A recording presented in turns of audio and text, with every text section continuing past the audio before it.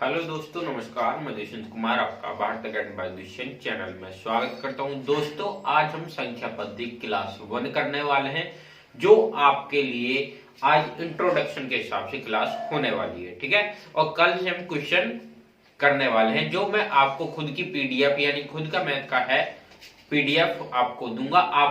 अगर आपको पीडीएफ चाहिए तो आप Bharat academy by Dushyant Telegram channel पर भी ज्वाइन हो सकते हैं। ठीक है, और मैं कल को आपके लिए एक व्हाट्सएप नंबर भी इशू करने वाला हूं, जिससे आपको, अगर आप टेलीग्राम पर नहीं हो तो आप डायरेक्ट मुझसे संपर्क करके उस पर हाय और अपना नाम और एड्रेस लिखकर भेज देना, आपके लिए पीडीएफ सेंड कर दी जाएगी। ठीक है, तो कल आपके लिए सिर्फ चैप्टर 1 की पीडीएफ आने वाली है और उसी के अकॉर्डिंग आपकी क्लास चलने वाली है। ठीक है, चलिएगा। देखो, क्वेश्चन पहला होता है संख्या पद्धति। संख्या पद्धति में होता है, सिंपल सी बात है, अगर आपके सामने ये कह दिया जाए ये संख्या है और हमें करना क्या है, संख्याओं के साथ ये खेलना है। ठीक है, देखो संख्या पद्धति में सबसे पहले होती है, देखो संख्या पद्धति में इसके 4 प्रकार होते हैं, यानी कि जब संख्या पद्धति बनती है तो इन चारों चीजों से मिलकर बनती है, लेकिन उसमें सबसे इंपॉर्टेंट होती है हमारी दशमलव पद्धति। ठीक है, जिसे बोलते हैं डेसिमल। ठीक है,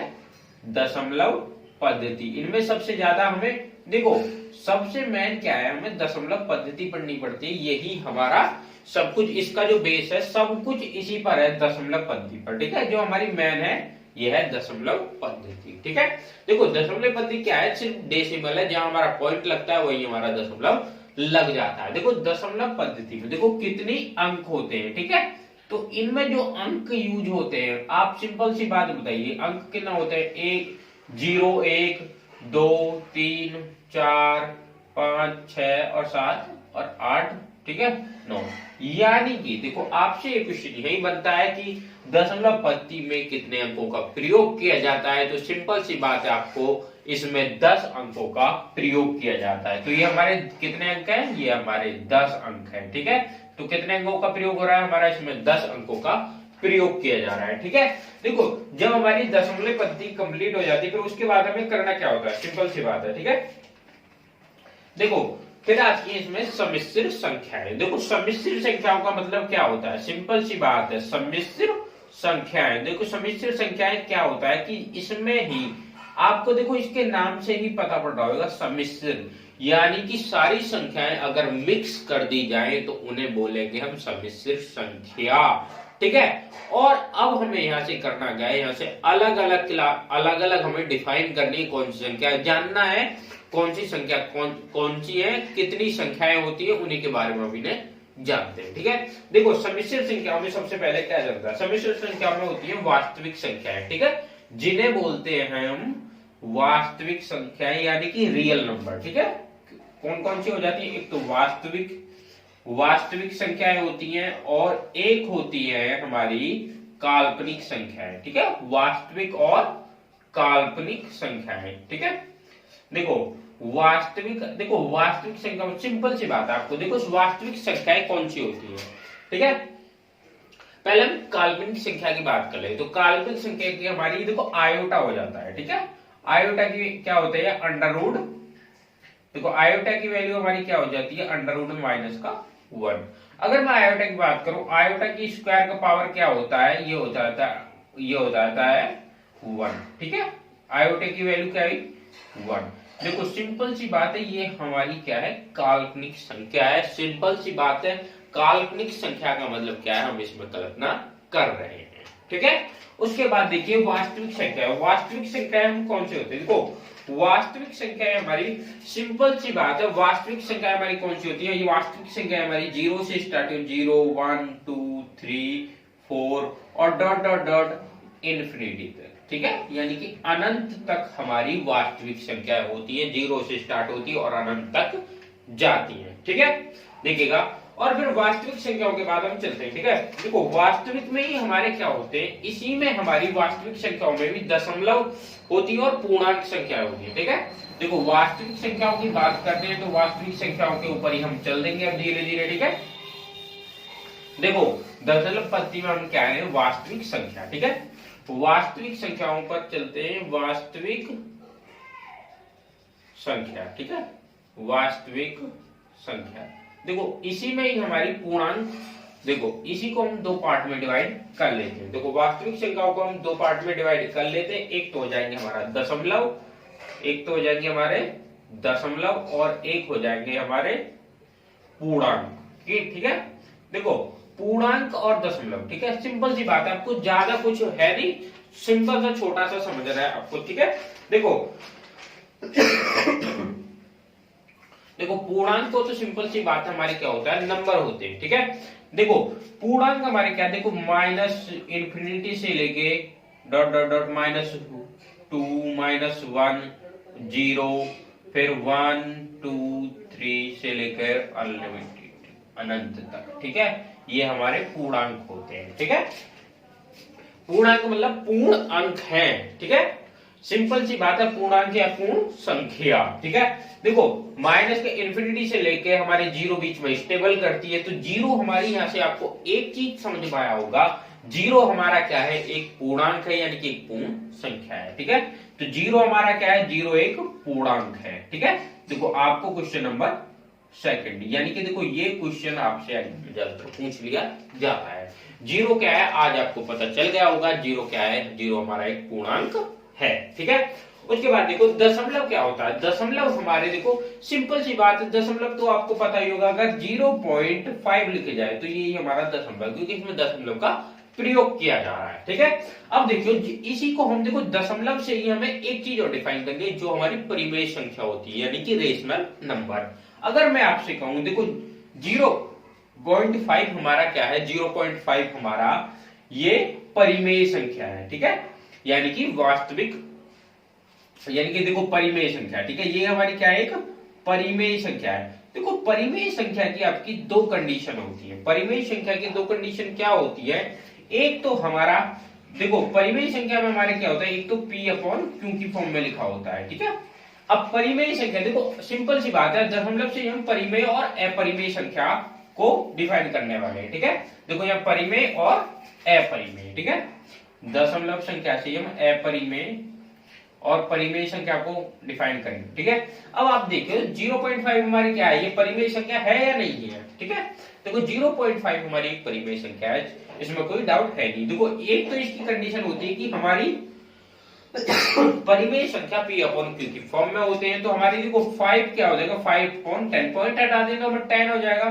तो सिंपल सी बात है, ये हमारी P/Q की फॉर्म में लिखा हुआ है। और एक होता है हमारा टर्मिनेटर, मतलब देखो रिपीट। एक हमारा क्या होता है, जैसे रिपीटेड नंबर होते हैं, जैसे आपने देखा होगा 0.3333 होता है, तो ये भी हमारी परिमेय संख्या, और क्योंकि यहाँ पर अंक रिपीट हो रहा है, तो हम इसको 0.3 के ऊपर बार लगा देते, नहीं लगा देते, इसके ऊपर हम बार लगा देते, और फिर हम इसको 3/9 भी लिख सकते हैं। ठीक है, तो ये हमारी क्या है, ये हमारी एक परिमेय संख्या है। ठीक है, और अगर आपसे पूछा जाए, देखो पाई का मान होता है 22/7। ठीक है, 22/7 आपसे कहूं, देखो ये 22/7 का होता है, 22/7 ये एक परिमेय संख्या होती है, लेकिन पाई हमारी अपरिमेय संख्या होती है। पाई हमारी क्या होती है, पाई हमारी अपरिमेय संख्या होती है। अब आपके मन में एक सवाल आया होगा कि 22/7 जो पाई की वैल्यू है, ये तो आपकी परिमेय संख्या होती है, और अपरिमेय संख्या पाई क्यों होती है।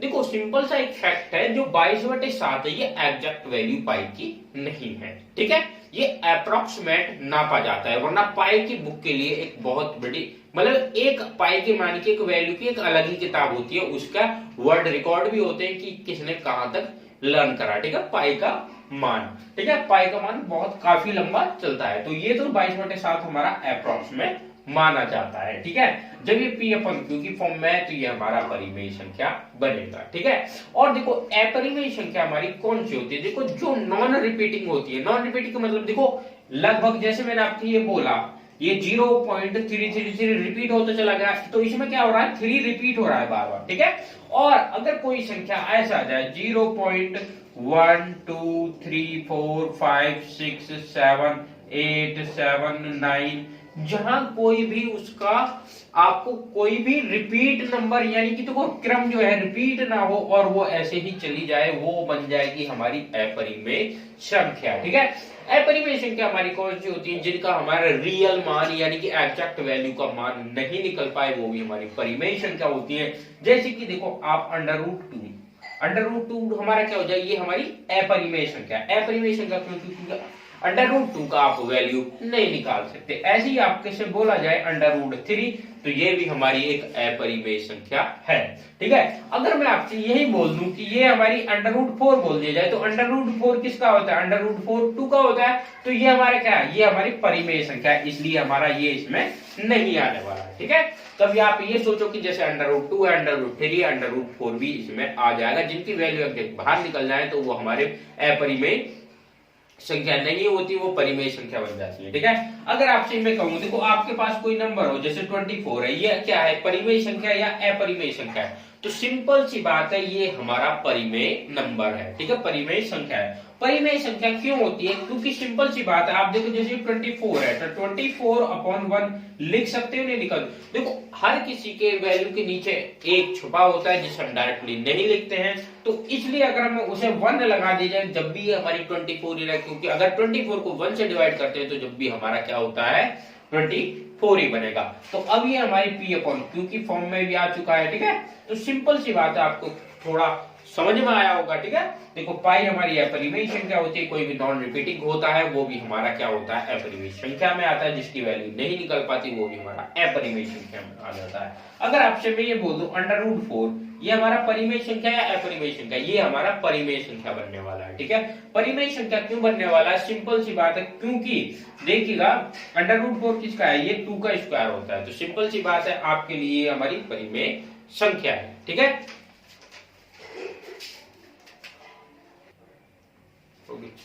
चलो ठीक है, तो आपको परिमेय संख्या समझ में आ गई होंगी। देखो अब आपको एक चीज में और कंफ्यूजन हो सकता है परिमेय संख्या में। देखो एक तो होती है कैसे, जैसे कि आपसे बोला जाए 0 1 2 3 4, ठीक है, ये तो हमारे पॉजिटिव होते हैं, -1 -2 -3। क्या देखो पॉजिटिव नंबर में होती है परिमेय संख्या, आपको इतना पता है, लेकिन क्या माइनस यानी कि नेगेटिव में भी परिमेय संख्या हो सकती है? अगर मैं आपसे कहूं माइनस जैसे 4 है, तो ये हमारा परिमेय संख्या हो सकता है नहीं हो सकता है? जरूर कंफर्म है, ये माइनस में भी परिमेय संख्या हमारी हो सकती है। ठीक है, देखिएगा, और इसी के बेस पर देखो सिंपल सा है, आपको एक हल्की सी वो बताता हूं मैं। देखो ऐसे ही हमारा इसी बेस पर क्या होता है, इसी बेस पर हमारा क्या होता है, धनात्मक संख्याएं और ऋणात्मक संख्याएं। देखो धनात्मक संख्याएं हमारी कौन सी होती हैं?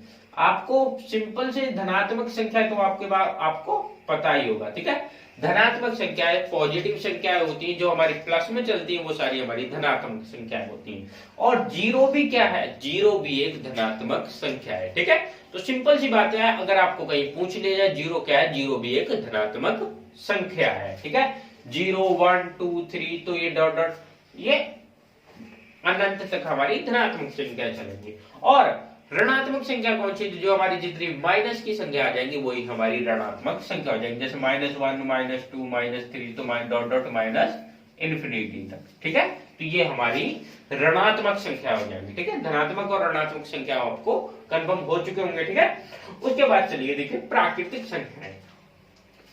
अब इसी में आपका एक हेडिंग आती है प्राकृतिक संख्याएं। ठीक है, देखो प्राकृतिक संख्याएं कौन सी होती हैं आपको ये जानना है। ठीक है, प्राकृतिक संख्याएं देखो सिंपल सी बात है, आपको देखो आज तक आप जितने भी कंफ्यूज होते होंगे आपके सारे डाउट खत्म कर दूंगा, क्योंकि आपका आज ये सिंपल सी बात ये मानिए संख्या पद्धति का एक इंट्रो है। ठीक है, देखो प्राकृतिक संख्याएं हमारी 1 से स्टार्ट होती है। देखो प्राकृतिक संख्याएं हमारी क्या 1 2 3 डॉट डॉट डॉट और ये इन्फिनिटी तक चलती है। तो सिंपल सी बात है, प्राकृतिक संख्याएं हमेशा 1 से स्टार्ट होती है। ठीक है, अगर देखो प्राकृतिक संख्याएं 1 से होती है और पूर्ण संख्याएं हमारी पूर्णांक जितने भी होते हैं वो हमारे 0 से स्टार्ट होते हैं। यानी कि सिंपल सी बात है, अगर मैं आपसे बोलूं पूर्ण संख्याएं हमारी कहां से स्टार्ट होती हैं? पूर्ण संख्याएं हमारी 0 से स्टार्ट होती हैं, 0 1 2 3 डॉट डॉट डॉट डॉट और इन्फिनिटी तक चलती है। ठीक है, तो जीरो भी क्या है, हमारी पूर्ण संख्या है, इस बात को ध्यान रखना। ठीक है, और प्राकृतिक संख्याएं हमेशा 1 से स्टार्ट होती हैं, जीरो कभी भी हमारी नेचुरल प्राकृतिक संख्या नहीं होती है। ठीक है, उसके बाद चलिएगा, देखिएगा अब हमारी आ जाती है सम संख्याएं और विषम संख्याएं। ठीक है, देखो सम संख्याएं और विषम संख्याएं। ठीक है, देखो धीरे धीरे चल रहे हम नेक्स्ट टॉपिक पे आते चले जाएंगे और आपके लिए थोड़ा डाउट खत्म होते चले जाएंगे। ठीक है, देखो सम संख्याएं हमारी कौन सी होती है, सम संख्याएं हमारी वो होती हैं जिनके पीछे 0, 2, 4, 6 और 8 ये तो आए ही जाए। ठीक है, और 2, 4, 6 और ज्यादातर तो नंबर यही बनते हैं जिनके जो हमारी सम संख्याएं बनती हैं। ठीक है, और विषम संख्याएं हमारी कौन सी होती है, जैसे 1, 3, 5, 7, 9। ठीक है, देखो आप ज्यादा किसी नंबर की आपको जरूरत है नहीं।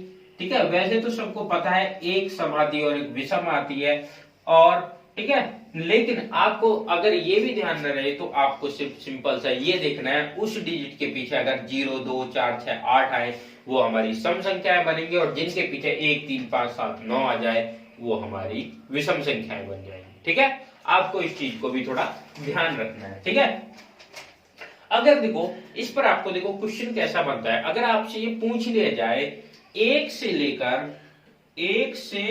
लेकर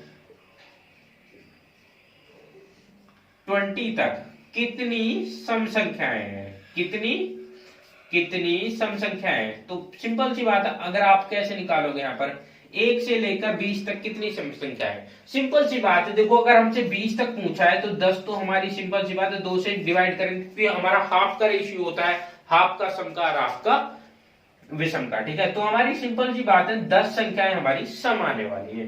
अगर उनका हमें देखो कितनी संख्या है, तो हमारी 10 संख्या है। ठीक है, तो सिंपल सी कितनी है, हमारी 10 संख्या आ जाएंगे। अगर विषम की पूछे तो विषम का भी हमारा यही नंबर आने वाला है। ठीक है, अगर आपसे देखो सम संख्या और विषम संख्याओं में आपसे क्वेश्चन क्या बनते हैं, मैं आपको ये बताता हूं थोड़ा सा। ठीक है, देखो सम संख्याओं में आपके क्वेश्चन बनते हैं, आपसे पूछ लिया जाता है जैसे कि 1 से लेकर 50 तक सभी सम संख्याओं का योग, सभी सम संख्याओं का योग। अब आपको देखो, आपको सिंपल सी बात है, आपके पास 2 तरीके हैं यहां से। ठीक है, आप एक तो ये करोगे कि सिंपल सी बात है एक एक सम संख्याओं को निकाल कर उसको सम करने वाले हो। दूसरा तरीका आपका ये है कि सिंपल सी बात है 50 तक हमारे पास कितनी सम संख्याएं होती हैं, हाफ रेशियो होता है, 2 से डिवाइड करते हैं, तो हमारे पास सिंपल सी बात है हमारे पास 25 संख्याएं हैं। और इस क्वेश्चन में मैंने क्या बोला है, इसमें योग पूछा है। जब आपको योग निकालना हो इसका तो आपको करना क्या है, आपको जब योग निकालना है तो इसमें फॉर्मूला लगाना n+1/2। ठीक है, तो सिंपल सी बात है 25 हमारी क्या है, n की वैल्यू है, इसको हमें यहाँ पे पुट करना है, तो 25 मल्टीप्लाई, देखो 25 और 1 कितना हो जाएगा 26/2, 2 से डिवाइड करेंगे तो हमारा बन जाएगा 25 मल्टीप्लाई 13। ठीक है, और 13 में इसकी मल्टीप्लाई कर देनी है हमें, 13 5 25 75 5 7 बचा 25 25 35 2 32। ठीक है, तो हमारी कितनी संख्याओं का योग कितना आ जाएगा, 325 आ जाएगा। ठीक है, तो हमारी सम संख्याओं का योग आपको निकालना सीख चुके होंगे, तो आपका क्या आएगा 325 आ जाएगा। ठीक है, ठीक है, आपको समझ में आया होगा। ठीक है, सम संख्याओं का योग हमें कैसे निकालना है। ठीक है, उसके बाद देखिएगा हमारी आती है भाज्य संख्या और अभाज्य संख्याएं। ठीक है, देखो भाज्य संख्याएं और अभाज्य संख्याएं। ठीक है, तो भाज्य और अभाज्य, भाज्य और अभाज्य। ठीक है, देखो सिंपल सी बात है, हमारी भाज्य संख्या कौन सी होती है और अभाज्य संख्या कौन सी होती है, तो भाज्य संख्याओं का भी हमारा सेम रूल है कि जिनके पीछे 0, 2, 4, 6 और 8 आ जाए। ठीक है, वो हमारी संख्याएं कौन सी होती, भाज्य संख्याएं होती। ठीक है, वो तो हमारे पास भाज्य संख्याएं होती है। और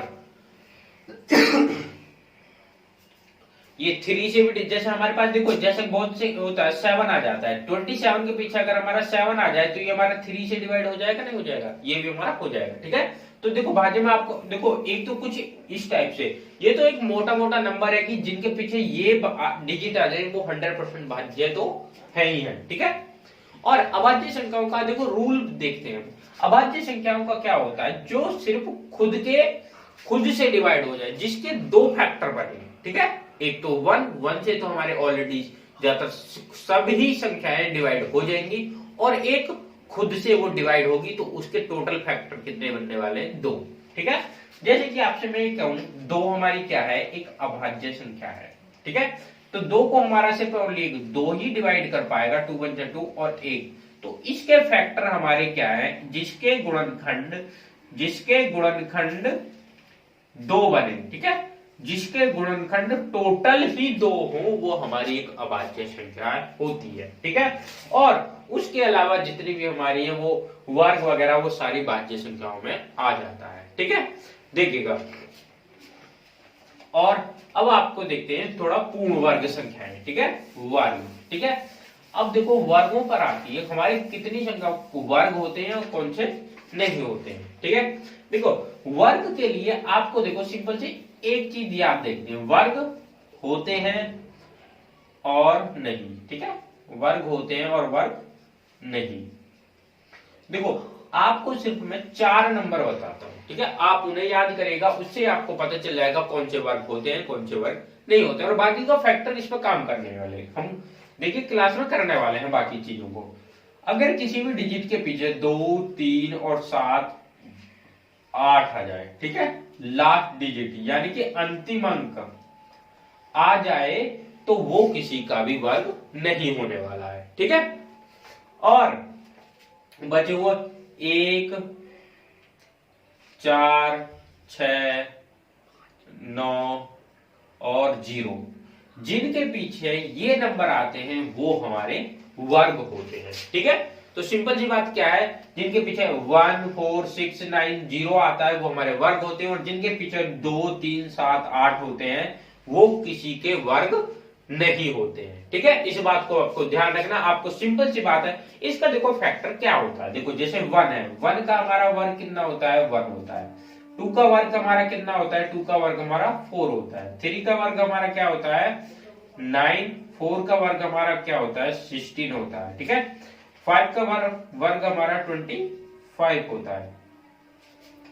6 का 36 बनेगा, और 7 का 49 बनने वाला है। ठीक है, 8 का हमारा 64 बनने वाला है, और 9 का हमारा 81, और 10 का हमारा आ जाएगा 100। ठीक है, देखो आपको सिंपल सी बात है। अब आप ये बताइए, जिन ये वर्ग होते हैं, ठीक है, अब ये हमारे इनके वर्ग दे रखे नीचे। ठीक है, ऊपर हमारे वर्ग नहीं होते, 2 3 7 8, ये लास्ट अंकों की बात चल रही है इससे पहले। देखो 1 का वर्ग 1 होता है, तो सिंपल सी बात है यूनिट डिजिट यानी कि इकाई अंक 1 आएगा, या 4 आएगा, 9 आएगा, या 6 दे रखा है, या 5 आएगा। ठीक है, या भी देखो 6 है, 9 है, 4 है, 1 है और 0 है। ठीक है, और देखो इसमें वही सारे अंक दे रखे हैं। ठीक है, अंक लिखे हैं नहीं लिखे, देखो 5 1 4 6 9 और 0। तो यानी कि सिंपल सी बात है, अगर हमारा कोई भी संख्या, अब आज आप ये बताइए इन 9 10 अंकों के अलावा कोई सी भी डिजिट का, ऐसे तो है नहीं इनके अलावा कोई नई डिजिट प्रयोग होती है, सिवाय देखो अगर वर्ग होगा तो इनमें से इकाई का अंक यूनिट डिजिट ऐसे ही आने वाले हैं। ठीक है, तो इस चीज का ध्यान रखना है आपको, जिसके पीछे 2 3 7 8 लास्ट डिजिट आए वो किसी का भी स्क्वायर नहीं होने वाला है। ठीक है, देखिएगा। ठीक है, तो दोस्तों आज की क्लास में आपको थोड़ा इंट्रोडक्शन लेकर